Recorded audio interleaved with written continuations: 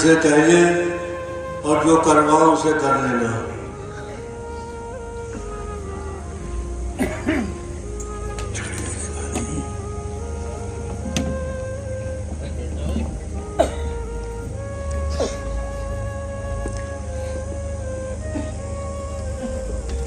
कहे सब बुरे कामों से तौबा करते हैं, कौन जोर से? जो लोग बैठ होना चाहते हैं वो कहें सब बुरे कामों से तौबा करते हैं, कौन? अल्लाह का नाम अल्लाह के वास्ते कबूल किया।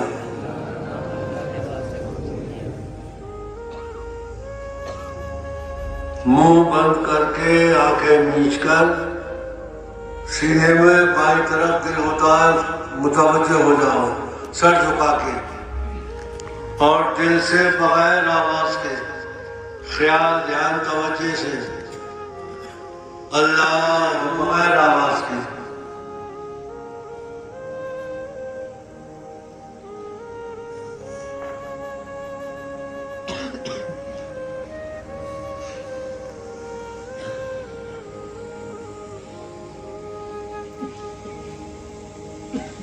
बस इसी तरीके से बैठकर जुलालू बैठ के जब मौका मिले जिक्र को जरूर कर लिया करो। अभी अल्लाह की याद के लिए हज़रत ने कितनी ताकीद की, बल्कि बनाने से क्या मकसद है? इरशाद हुआ कि अपने घरों को अल्लाह के जिक्र से किसी वक्त भी खाली मत रखो, हमा वक्त जिक्र करते रहो। तो ये जिक्र जो बताया जाता है दिल से करने के लिए, इसका मकसद ये होता है कि जब अल्लाह के एहसान से दिल से कोई जिक्र करता है और उस पर मुदावमत यानी पाबंदी हमेशा रखता है तो उसके दिल को अल्लाह जाकिर कर देता है। जाकिर करने का मकसद ये होता है कि वो जो कुछ भी करता है वो सब का सब जिक्र में करता है। सारे कामों का दारोमदार नीयतों पर है। आदमी का, मुसलमान के लिए अल्लाह तबारक व तआला ने कोई काम ऐसा बनाया ही नहीं है जो मुसलमानी से अलग और इस्लाम से खारिज हो। उसका चलना फिरना उठना बैठना ब्याह शादी खाना पीना सारे काम अल्लाह तबारक व तआला ने मुसलमान के इबादत बनाए हैं। आप बच्चों की परवरिश करते हैं, प्यार करते हैं उनसे। अगर अल्लाह के बंदे और अल्लाह की मखलूक जानकर उनकी परवरिश कर रहे हैं तो आपका परवरिश करना ये अल्लाह का जिक्र और अल्लाह की याद है। आप ख्याल फरमाएं, अल्लाह तबारक व तआला ने ऐसी मखलूक पैदा भी की है जो अपनी औलाद के दुश्मन है। आपने सुना होगा कि सांप जो है अपने बच्चों को खा जाता है, सुना है? आप बताइए दुनिया में सांप है नहीं है? सांप की इतनी किस्में हैं जो आपको मालूम भी नहीं होंगी। माँ बाप को औलाद का दुश्मन बनाकर भी अल्लाह तबारक व तआला उसकी हिफाजत फरमाता है, परवरिश करता है। तो इसका मतलब ये है कि तुम्हारे बगैर भी तुम्हारी औलाद को अल्लाह चाहे परवरिश कर सकता है, मगर उसने तुम पर एहसान फरमाया कि तुमसे परवरिश कराकर तुम्हें उसका सवाब और अज्र का मुस्तहिक बना दिया। अल्लाह की मखलूक और अल्लाह के बंदे समझकर आप ये सब काम करते रहेंगे, कारोबार करते हैं, कमाई करते हैं, मेहनत मजदूरी करते हैं। आप अब ये समझ कर करते हैं कि अल्लाह ने हमारे बाल बच्चों की, हमारे घर वालों की जिम्मेदारी हम पर रखी है, ये हम नहीं करेंगे तो अल्लाह की तरफ से हम पर जुर्म लाजिम होगा।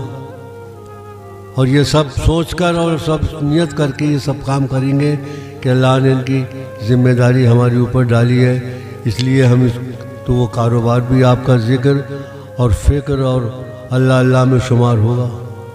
ऐसे ही दुनिया के सारे काम हैं,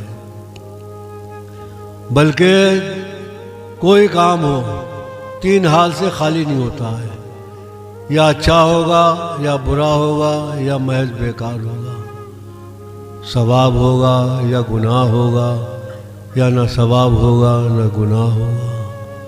मसलन आप चल रहे हैं, नमाज पढ़ने के लिए जा रहे हैं, किसी अच्छे काम करने के लिए जा रहे हैं, तो आपका चलना सवाब।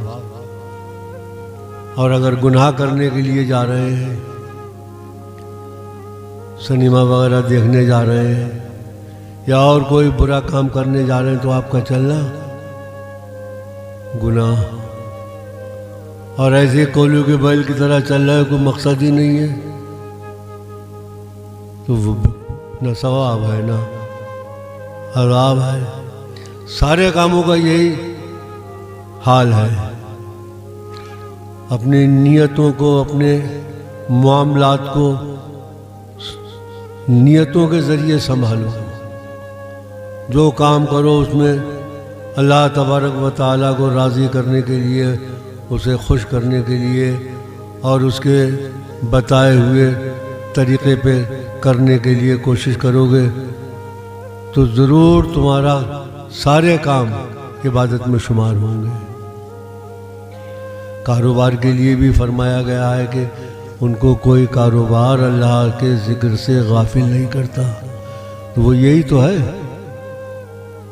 अल्लाह तबारक व तआला के अहकामात के बजावरी उसको बजा लाने ही का नाम इबादत है।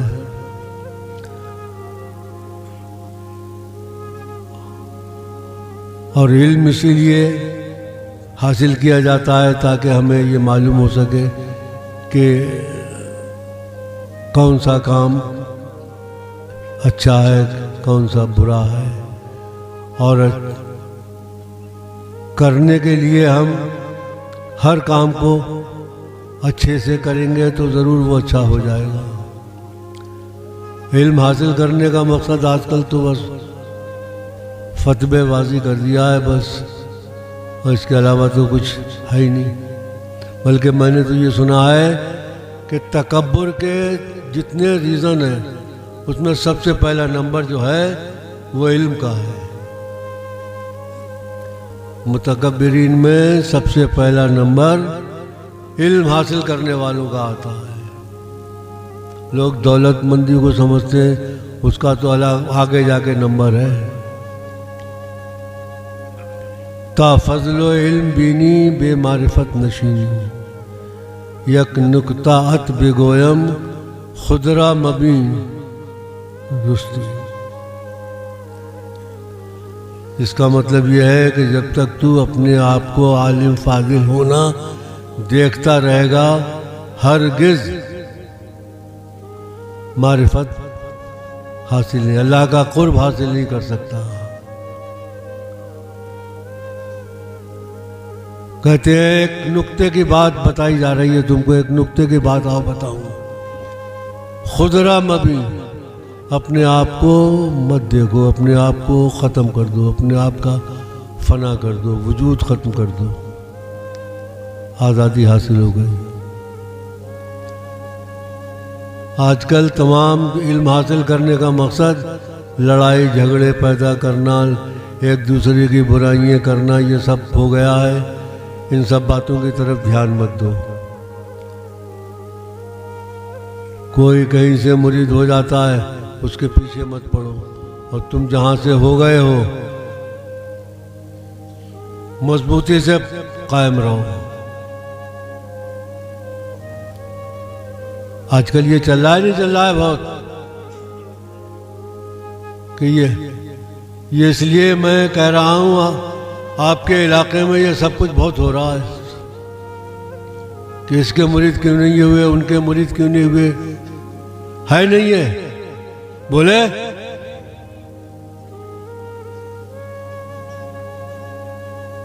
आप यहाँ से बैत होते हैं किसी के कहने सुनने से होते हो या तुम्हारा दिल चाहता है?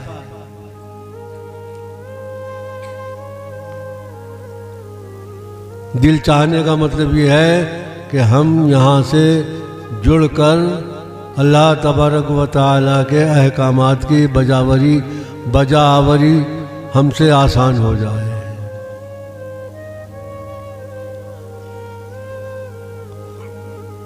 हल क्या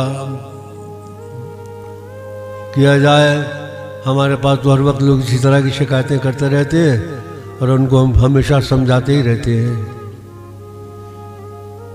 अल्लाह तबारक व तआला ने अपनी मसलहत से हादी भी हमी में से बना है और उसका सबब यह है कि अल जिन्सो युमैलो इलल जिन्स, जिन्स जो है वो जिन्स से ही किसी तरफ रग़बत पकड़ती है। सही है। हुजूर नबी करीम सल्लल्लाहु ताला अलैहि वसल्लम के ताल्लुक़ से फरमाया गया कि इन्नमा अना बशरुम फरमाइए। उसका मतलब यही है कि जैसे हम करते हैं ऐसे ही तुम्हें भी करना है।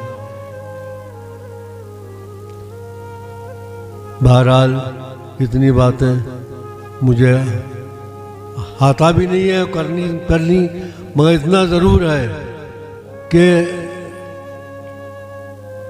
पीरी मुरीदी के ताल्लुक़ से यकदर गिर और मोहकम गिर का मामला, एक दरवाज़ा पकड़ो मजबूती से पकड़ो।